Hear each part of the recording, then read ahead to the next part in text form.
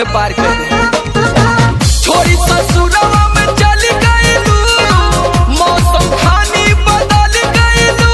अरे ना जाने निकलबू कदार हमरा रहे नाई पार। अरे ऐसे मत बोलो। ए यार तोहर सुगा हमरा लूका में पोसाता। यार तोहर सुगा हमरा लूका में पोसाता। झूठ बोलने का भी कोई सीमा होला।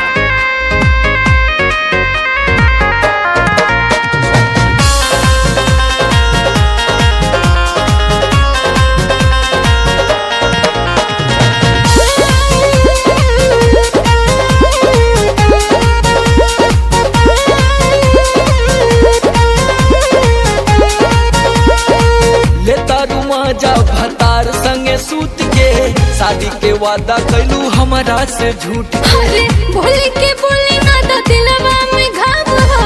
हम नाही जननी रहे खुद के तबाव हो।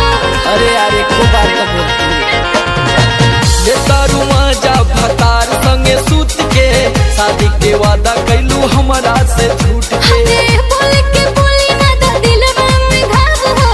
हम नाही जननी रहे खुद के तबाव हो। छाने भर में दूर दिहलू प्यार वाला नाता।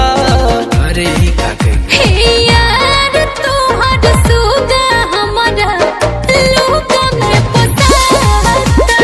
यार तोहर सुगा हमरा लूका में पोसाता। हाय फ्रेंड्स, अगर हम लोग का डांस आप लोग को अच्छा लगे तो हमारे चैनल SP स्टार भोजपुरिया को लाइक कमेंट शेयर जरूर करें। आप लोग से मेरी यही प्रार्थना और यही विनती है। हर हर महादेव, जय शिव शंभू।